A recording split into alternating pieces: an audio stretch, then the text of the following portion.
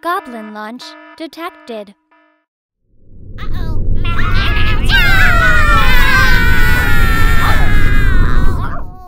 This video is sponsored by Cool Stuff Inc. If you're looking for cards in the US, look no further, as you can use the promo code MTGMudsta to get you 5% off anything on the site. Or if you're in Canada like me, you can use the same promo code at Multizone to get 10% off your orders of singles. If cards aren't what you're looking for, Original Magic Art has playmats, tokens, and sweet art that you can use that same promo code to help you get 5% off your order there. If you're looking to bling out your cards, using Alter Sleeves is a great way to do so, and you can click the affiliate link in my About section to help out the channel as you make an order. And if you just want to help out the channel, you can always consider becoming a patron for as little as $1 a month and join the generic Goblin Gang. Hey gang, I just want to bring to your attention that Johannes, Voss, and Original Magic Art are teaming up. This will be the first time that some of his beautiful art for cards like Gift of Orzhova, the Dog Plains, the Kaldheim Island, Prismatic Bridge, and Carpet of Flowers are available on playmats. The Kickstarter is running from September 13th until October 13th, and you can help support it and my channel at the same time by using the affiliate link below. Hey gang, and welcome back. Today's game features those dashing Danes again, with Mads playing Reki. He keeps an Arbor Elf, Mox Amber, Snow-Covered Forest, Growing Rites of Itlamok, Castle Garenbrig, Barrier Breach, and Song of the Dryads. Adam is playing Esika / the Prismatic Bridge, keeping Scrubland, Volcanic Island, Forest, Shatterskull Smashing, Read the Bones, Reflecting Pool, and Windswept Heath. Unfortunately, someone invited Jesper Eising, and he's playing Rograkh and Ardenn, keeping a Soul Ring, Sun Titan, Inventor's Fair, Draneth Magistrate, Dowsing Dagger, Colossal Hammer, and a Keeper of the Accord. I've brought out my Vilis Life Matters deck, keeping 2 Swamps, Beseech the Queen, Blood Celebrant, and Liliana of the Dark Realms after some heavy mulliganing. Mads wins a die roll and starts us off. He plays a Snow-Covered Forest and casts an Arbor Elf. Adam plays a Windswept Heath and cracks it, losing 1 to go and find a land. Jesper plays a Plains and casts Soul Ring. He taps it for 2 to cast Dowsing Dagger, giving the Plant Defender tokens to Adam, who goes to see if he has the tokens. My turn has me playing a Swamp. Mads plays a Castle Garenbrig and taps enough to cast Reki. He follows up once his commander's out with a Mox Amber, drawing from casting a legendary card. He then passes to Adam. Adam just plays a Volcanic Island and continues to look for the tokens. Jesper plays an Inventor's Fair as his land drop, and I give him a hard time about his land placement. He then casts Keeper of the Accord and passes to me. I play a Swamp and cast Phyrexian Reclamation, passing to Mads. Mads taps enough to cast Growing Rites of Itlamok, drawing from Reki first, and then resolving the Enter the Battlefield trigger. He whiffs, and then swings at Adam for 1 with Reki, and passes. Adam plays a Forest for turn, and enchants his Godless Shrine with Fertile Ground, and then passes to Jesper, who goes to find a land at the end of turn from his Keeper trigger. Jesper casts a Talisman of Conviction in his main phase, and then taps enough for Ardenn. He then moves to cast a Colossal Hammer, and moving to combat, his Ardenn trigger lets him put the Dowsing Dagger and Hammer onto the Keeper made token. He swings it at me, and the Keeper goes at Mads. He realizes he should have another token from the end of Adam's turn because of the Keeper, and Mads and I take our hits, with Jesper transforming the Dowsing Dagger into the Lost Veil. In his second main phase, he then taps the Veil for Imperial Recruiter and goes to find a creature card, passing while searching. I play a Swamp for turn and tap 3 for Beseech the Queen. Unfortunately, I have to reveal the card, and everyone knows that I find Toxic Deluge, which paints a huge target on me for Jesper to take me out. I then pass turn, with Jesper revealing Stoneforge Mystic as we move to Mads' turn. Mads taps 2 for a Sword of the Animist, which is surprisingly legendary, and he has Reki drawing him a card. He then taps the Mox Amber for a Soul Ring, and then taps the Soul Ring to equip Reki with the sword. He swings it at me, and I take 2 commander damage, but first goes to find a land from attacking with the sword. He then passes to Adam. Adam plays a Scrubland for turn, and casts the Prismatic Bridge side of his commander, passing to Jesper. Jesper gains 1 life from his fair on his upkeep, and he casts a Stoneforge Mystic in his main phase. He goes to find an equipment card, revealing Helm of the Host and putting it to hand. He then casts it and taps 2 more for Blackblade Reforged. Moving to combat, he gets his Ardenn trigger, slapping his new helm and sword onto his commander. He swings the team at me, dealing 22 damage, and I drop down to 3 with 6 damage from Ardenn. I untap and draw. I play a Reliquary Tower for turn, and then tap 2 mana for Mind Stone. 1 black mana then gets me a Blood Celebrant, which I can't even really use at this point, and I pass to Mads. Mads draws and plays a Yavimaya Hollow as his land for turn. He goes to combat, swinging Reki at Jesper, and grabs a force from attacking. Jesper doesn't block, and takes the 2.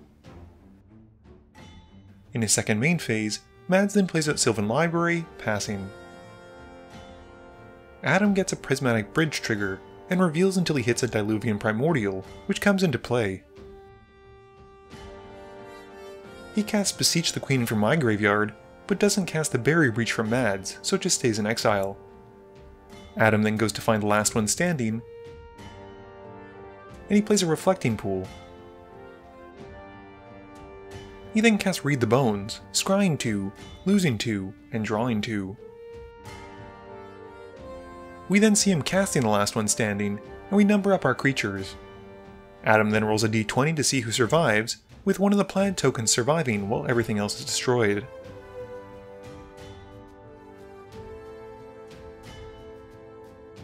Jesper gains 1 in his upkeep from the fair, and casts Steelshaper's Gift. He goes to find another equipment card, this time revealing Lightning Greaves and putting them to hand. He casts them, and then casts Rograkh.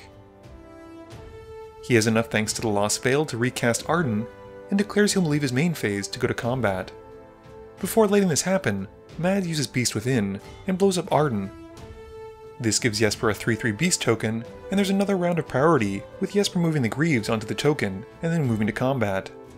He takes me out with the token, and then passes turn. Mads uses his library during his draw step, but doesn't keep any extras. He activates the Castle Garen break for 6 green mana, and uses some of it to recast Reki. He casts a Blackblade Reforged, drawing from it, and then passing to Adam. Adam once more gets a bridge trigger on his upkeep, and reveals pretty deep into his library. He hits Avacyn, Angel of Hope, which really isn't bad. He then uses 1 green for a wild growth onto a land, and plays out Scavenger Grounds, passing. Jesper plays a mountain for turn, and then taps 6 for Sun Titan. He targets Ardenn with the Edge of the Battlefield trigger, who he'd put there earlier, and responding to this, Adam activates and sacrifices his Scavenger Grounds to exile all graveyards. Jesper then moves the Greaves onto the Sun Titan, and pays enough to equip Rograkh with the Blackblade Reforged before moving to combat. The Beast token, Sun Titan, and Rograkh go at Mads. Mads blocks the Sun Titan with Reki and regenerates his commander with a Yavimaya Hollow.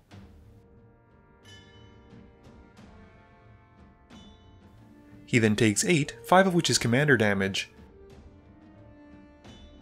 and Jesper then moves the Greaves onto Rograkh and passes. Mads moves to resolve his library activation on his draw step, but doesn't keep any extras this time.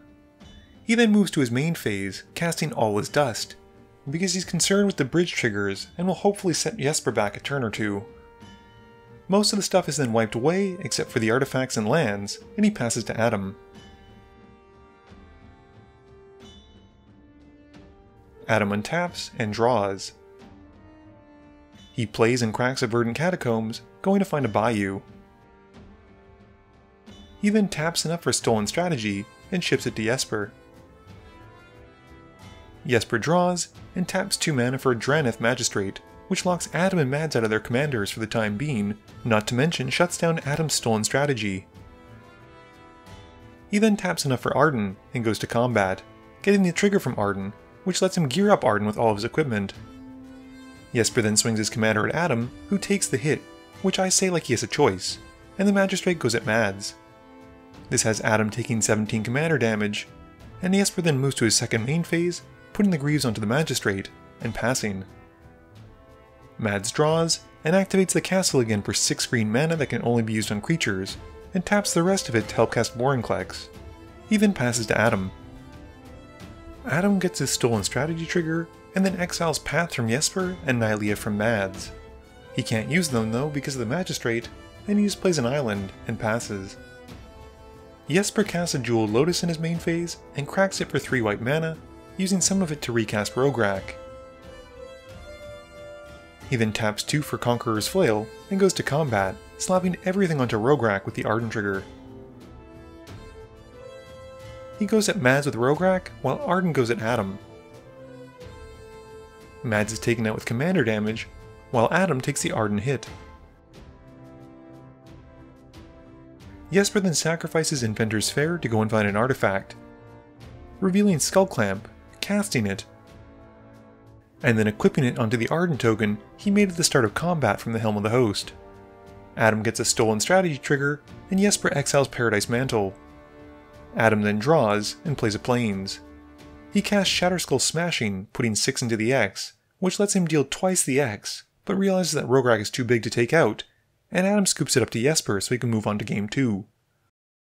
Game review time. So unfortunately I wasn't able to contribute very much to this game since Jesper decided to punch me in the head repeatedly. It probably wasn't the best idea to use Beseech the Queen that early on to go and find Toxic Deluge, but I needed to find a board wipe and slow him down a little bit, but maybe spot removal would have been better suited for the job. Mads did have a board wipe though with all his dust, which was pretty sweet, although it hurt him as much as it hurt Jesper and Adam. I do agree that getting a free creature or planeswalker from the Prismatic Bridge trigger was scary, and it did seem like Adam had pretty stacked creatures in the deck, but I maybe would have waited a turn or two.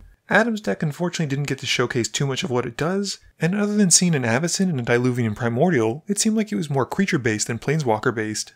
Meanwhile, Jesper had a pretty much gas hand, and basically once he started dropping permanents, he didn't stop. I love seeing Colossus Hammer in an equipment-based Voltron deck, so even though I lost to it early on, I really can't complain.